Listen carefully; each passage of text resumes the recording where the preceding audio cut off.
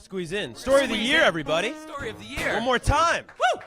For the gents. Hey, good morning. Should I sit on the cajone? Yeah, go ahead. Is this a cajone? It's something like that, yeah. Yeah, something like that. You put your cajones on the cajone. Hey, this is a family show, all right? Yeah, sorry. Let me sit in here. This will be cool. A little fireside chat. Well, thanks for coming by, guys. Oh, no problem. Thanks for having us. Heck of a rock band. And no, this is weird. I'm going to stand. You're like, I'm too low. Yeah. Weird. Well, we could do covers. You could. There you go. Well, you almost did covers. We heard like a 90s medley from you guys. Yeah, we like to throw just random songs out. That is cool. We almost got like a Jeremy there. Yeah. Or Even Flow, maybe. One of those Pearl Jam songs. Is always, yeah. Okay. But thanks for coming by. Great Thanks rock for having band. us. Decent drinking buddies, as we learned last night. Yeah, we had fun last night. Yeah, it was a nice little. I went to a up show at early. Irving, and then I hung with you guys for a little bit. But thanks for getting up early. Yes, and playing some acoustic shows. And you're being awfully humble, by the way, awfully modest about the show tonight. It's sold out. No big We deal. should mention We that. do have a sold-out show at the Gramercy. And this tonight, seems to be a theme with you guys lately. Oh, thank you. Sellouts. Yeah, I mean, you sold out the hometown show in St. Louis. You're going to be going out to LA. I'm sure that's going to be sold out if it's not already. How's it been for you LA guys? and Pomona as well in a few weeks. April 5th and 6th. And Australia. Shout out Australia. Australia. We got all kinds of random stuff coming up, and it's awesome. Yeah, it's great. Promoting the new record, you know? Yeah, right? Yeah. We're not touring a whole lot. We're trying to do smart touring and just play. It is smart, though. What Play, you're doing play is very shows smart. that make sense and stuff, you know? Yeah.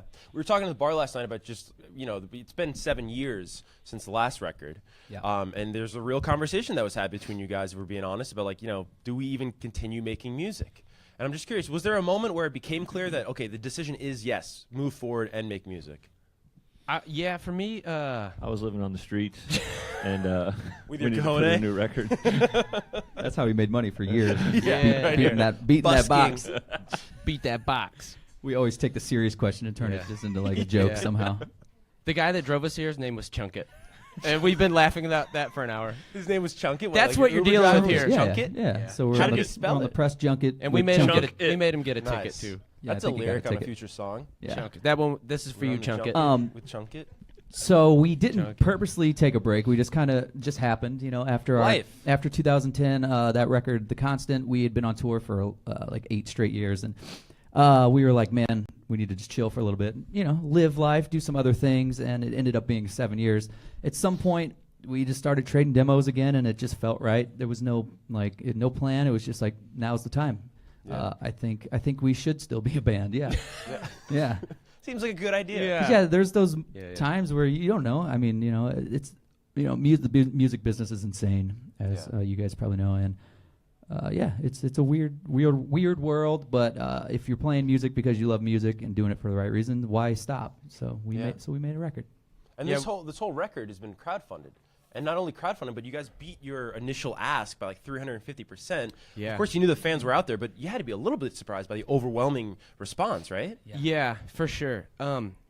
We set a fairly ambitious goal, and I thought, week 2, like that'd be rad if we did it in a week or 2, and it was like 30 hours. Yeah. Something like that. So cool, Insane. And it's they're kind still of the there and ultimate. still that passionate. Yeah, dude, and People like me. To his point about writing this record, this one is different than anything we've ever done because most of the writing process, it's like, is anyone going to hear this? Are we going to be a band? I don't know. I'm just going to do it because this is what I do.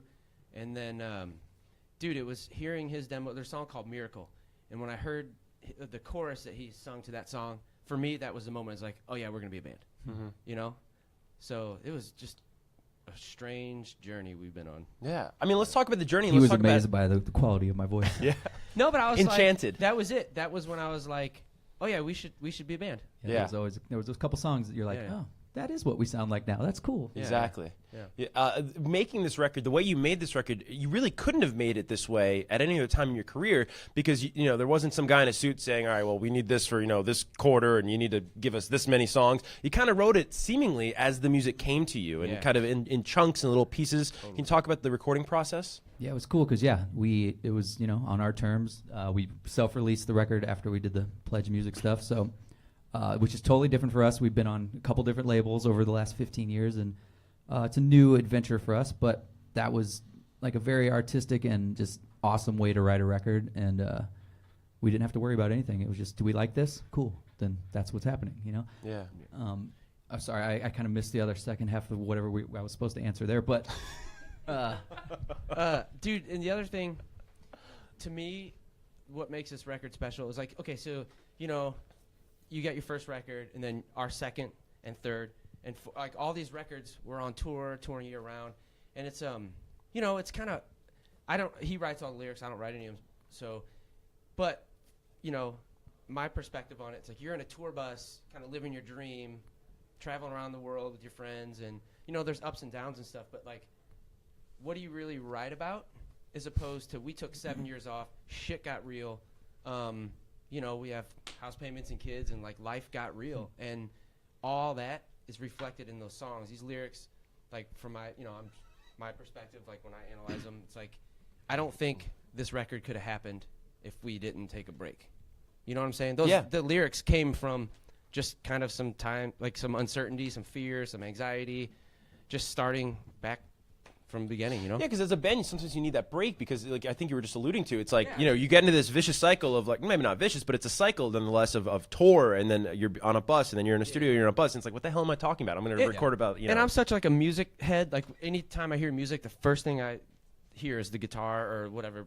Like, lyrics are almost the last thing I hear.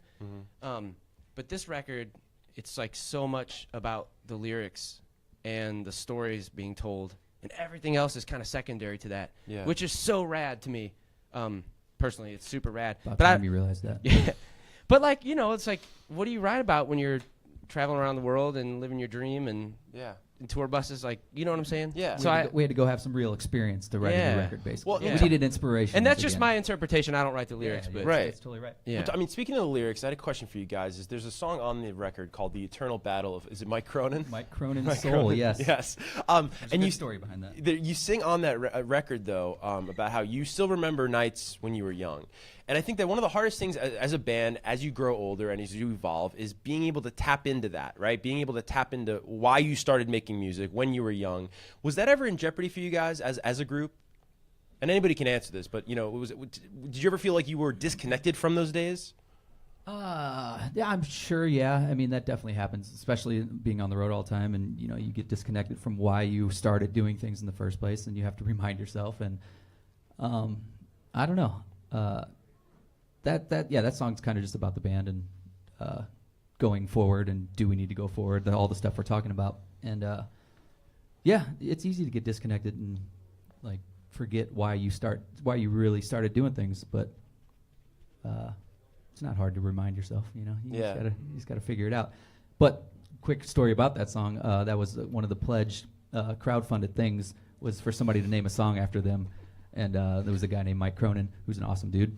And he was like, "You don't have to do it. Like, it's kind of weird." And I was like, "No, we're gonna make it work somehow." But yeah, it's a nice side fan. note. Another, probably my favorite song off the record is the second to last song. It's called "Like Ghosts." Ooh, yeah. And you being the lyricist and also the singer, you sing on that song. You know, you're not. I'm paraphrasing, but you know, you're not proud of who you used to be. And I was curious, when you wrote that lyric, what were you thinking of? Like, what are you not proud of?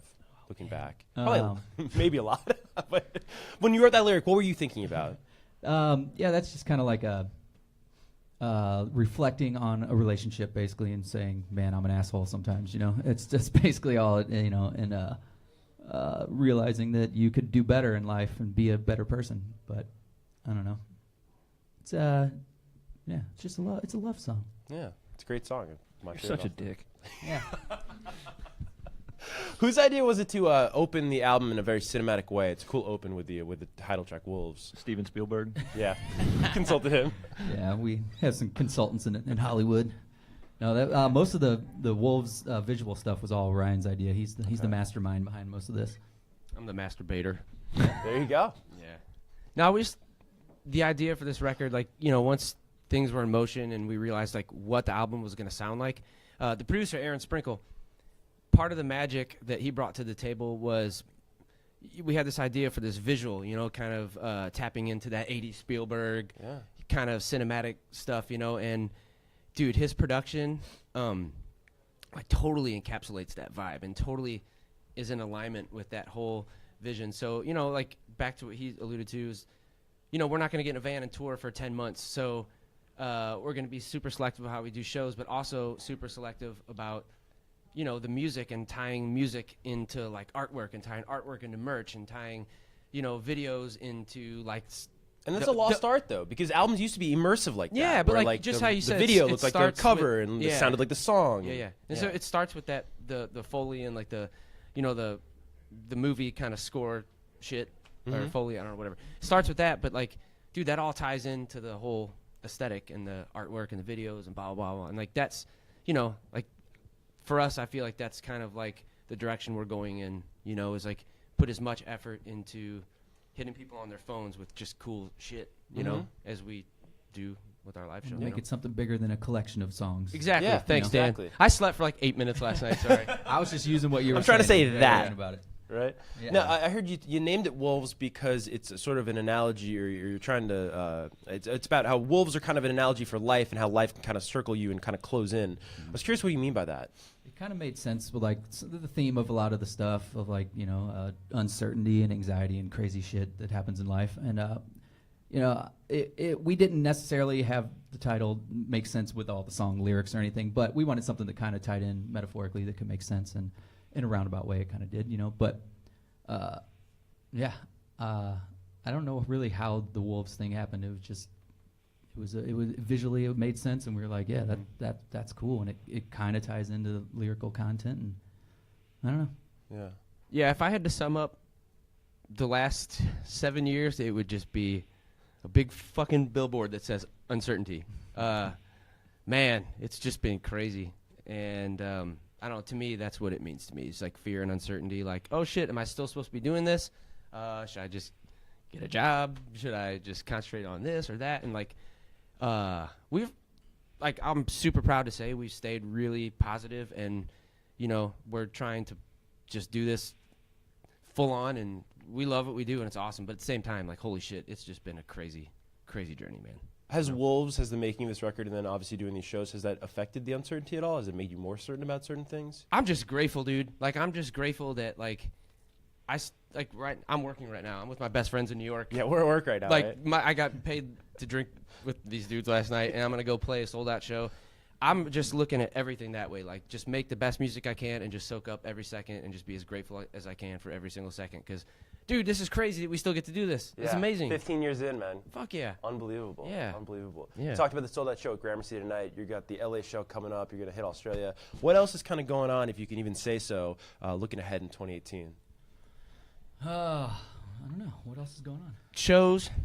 I've already started playing writing. We're not going to be assholes and wait 7 years. Definitely more don't years. want to wait Yeah, 7 more dude. years. They're dog years. These albums will be Yeah. dog years, yeah. I like Wolf what we're eaters. doing. I We like have a good process now to where Yeah. we can kind of do a lot of it ourselves at home, and we did a lot of the record in St. Louis, like in our basements and different Yeah. stuff. And it's technology has made that a lot easier nowadays. So we will make more music pretty soon. Think we'll ever get like a Wolves acoustic? Because it sounded pretty good right I don't know, there. maybe. That'd be rad. Dana, our magical publicist over there, had a really good idea. She's like, "You guys should do an acoustic album." That I was like, Yeah. We yeah, kinda- Dana, we they should. kind of did. They but should. "Yeah, When we did the 10-year anniversary of Page Avenue, we kind of did like it wasn't very much acoustic. It was more like Yeah, strings yeah. and piano and stuff, but reimagining. But Yeah.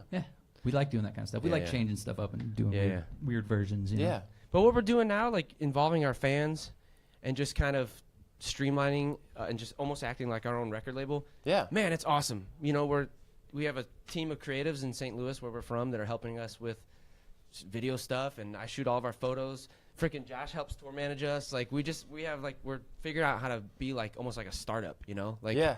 you know what I'm saying? Yeah. And And you just go right to the fan. What do you want? Yeah, Oh, you want yeah. this album? All right, Yeah. cool. We're going to give it to you. yeah, we're not gonna like, No guessing anymore. we're not gonna sell out a stadium or anything, but like, dude, if I can keep doing this and we can figure out a cool way to service our fans and still have art that we believe in, like, that's just a win, Yeah, So absolutely. I love where we're at right now. I wouldn't be anywhere else if I could. And if we can just do this, put out a record every year, every 18 months, and just keep doing it like this, that'd be so sweet. Hell yeah. Well, if you do, we hope you come back because we really appreciate it, We'll guys. always come back. Congratulations on the record being out. It's Thank available everywhere at Wolves. And they're, well, if you're in New York, I was going to say pick up tickets. They can't. It's sold out. But You're out of luck. yeah, You missed sorry, out. Sucker.